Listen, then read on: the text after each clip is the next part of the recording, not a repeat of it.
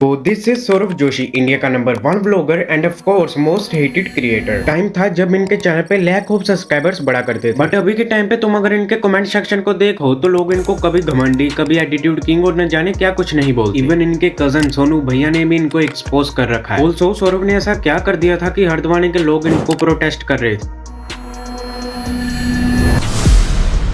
सौरभ जोशी शुरू से ही ब्लॉगिंग में नहीं आर्ट्स में पॉपुलर था और इनके मेन चैनल का नाम था सौरभ जोशी आर्ट्स, जिसमें वो काफी सारे यूट्यूबर्स की ड्राइंग को ड्रॉ किया करता। फिर कुछ समय के बाद उन्होंने एक ब्लॉगिंग चैनल ओपन किया by the name of Saurabh Joshi blog. वो चैनल कुछ रीजन की वजह से मोनेटाइज नहीं हुआ, जिस वजह से उन्होंने वो चैनल छोड़ दिया और एक और नया चैनल क्रिएट किया सौरभ जोशी ब्लॉग, जिसमें वो बिहाइंड द सीन के साथ फैमिली ब्लॉग्स भी अपलोड किया करता था, जहाँ उनको एक नॉर्मल रिस्पॉन्स मिला क्योंकि बहुत सारे बड़े बड़े क्रिएटर्स ऑलरेडी थे। बट फिर लग जाता है लॉकडाउन। इस टाइम पे लोग अपने घर में बंद हो चुके, जो बड़े बड़े क्रिएटर थे वो ट्रैवलिंग व्लॉग्स को छोड़कर they are doing family vlog, जो कि सौरभ जोशी पहले से ही करता हुआ आ रहा था। एंड ऑडियंस को अदर क्रिएटर के व्लॉग्स की जगह सौरभ के व्लॉग्स पसंद आने लगे, क्योंकि वो जहाँ रहता था वो जगह naturally clean and middle class situation को अपलोड किया करता था, जिससे ऑडियंस उनके साथ अच्छे से एंगेज हो पाते थे। एंड उन्होंने एक व्लॉग अपलोड किया by the name of phone का पासवर्ड लगा के भूल गया। देखते ही देखते ये वीडियो बहुत ज्यादा वायरल चला गया। देखते देखते मानो उनका चैनल वाज बूम। उस टाइम पे उनका हर एक वीडियो बहुत अच्छा रिस्पॉन्स दिखा रहा था एंड देखते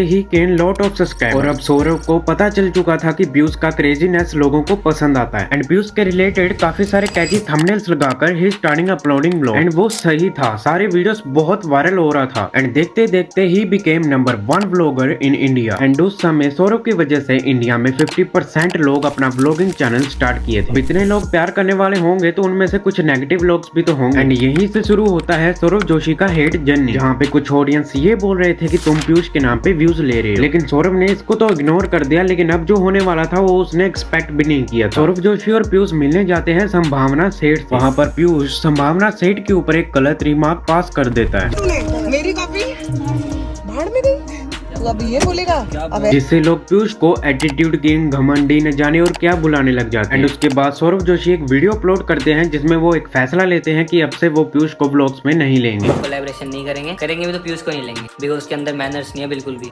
जिसको भी बुरा लगा तो मैं प्लीज हाथ जोड़ के सॉरी बोलना चाहूंगा, जिसको भी बुरा लगा। बट इससे भी लोग ऑफेंड हो गए एंड बोलने लगे कि पीयूष को भी व्लॉग्स में लो, क्योंकि ऑडियंस मेनली पीयूष को ही देखने के लिए आते थे। बट ये बात भी उतना आगे तक नहीं गया। बट फिर और एक कांड हो जाता है जब लोगों ने सौरभ के ऊपर ये एलिगेशन लगाना स्टार्ट कर दिया। जब उनसे कोई मिलने जाता है तो वो अपने एटीट्यूड की वजह से उनसे मिलते नहीं है और वो किसी का रिस्पेक्ट नहीं करते, जिससे सौरभ को काफी हेट मिला। एंड ऑल्सो इस वजह से उनका एक नाम रख दिया घमंडी सौरभ जोशी। फिर सौरभ की लाइफ में सब कुछ ठीक ही चल रहा था, तभी इनके कजन के भाई ने इनको एक्सपोज कर दिया। जब सोनू भैया ने इंस्टा पे लाइव आकर सौरभ को एक्सपोज कर दिया था। कुछ बातें होती हैं, जैसे मान लो हम ऐसे लोगों के पास जाना छोड़ देते हैं जहाँ पर हमें पहले जैसी रिस्पेक्ट ना मिले या हमारी केयर ना की जाए। जिस बंदे के लिए हमने इतना कुछ किया वो हमें इग्नोर करे तो फिर क्या फायदा है। इससे सौरभ को काफी हेट फेस करना पड़ गया। धीरे धीरे ये बातें भी फेड अप हो गई। बट इससे भी बुरा तब हुआ जब पूरी हल्द्वानी के लोग इनसे गुस्सा थे। बेसिकली सौरभ जोशी ने कुछ गलत रिमार्क्स पास कर दिया था हल्द्वानी के ऊपर। बिकॉज मेरी वीडियोस के थ्रू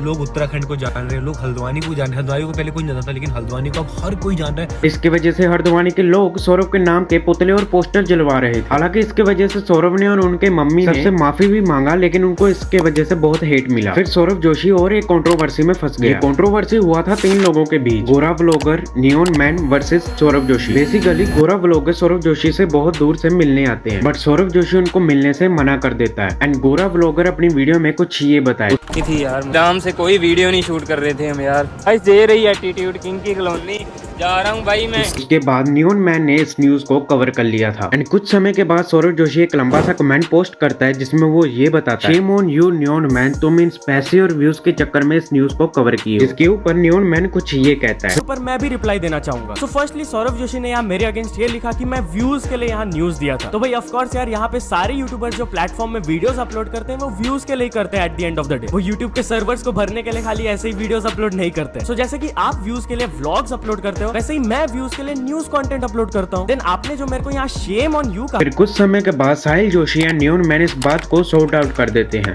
बट फिर उनको हिट मिलने लगा जब सौरभ जोशी ने पीयूष को एक नया गेमिंग पीसी ला के दिया। इस कंट्रोवर्सी की वजह से सौरभ जोशी के कमेंट में बहुत ज्यादा हिट मिलने लगा। लोगों का मानना था कि सौरभ जोशी बच्चों को बिगाड़ रहा था। एंड यही इंसिडेंट रिसेंटली भी हुआ जब सौरभ जोशी ने कुणाली को गेमिंग पीसी ला के दिया। ऑब्वियसली बात है कि जब सौरभ जोशी ने इतना मेहनत किया है, वहाँ से यहाँ तक आया है, तो उनके ऊपर काफी चेंजेस आएंगे। इसलिए इस बात को सीरियस सीरियस लेके कोई फायदा नहीं है। सो अपना काम करो, मेहनत करो और अपने आप को सक्सेसफुल बनाओ। एंड अगर आपको थोड़ा सा भी वीडियो पसंद आया तो प्लीज एक सब्सक्राइब कर देना और वीडियो को भी लाइक कर देना।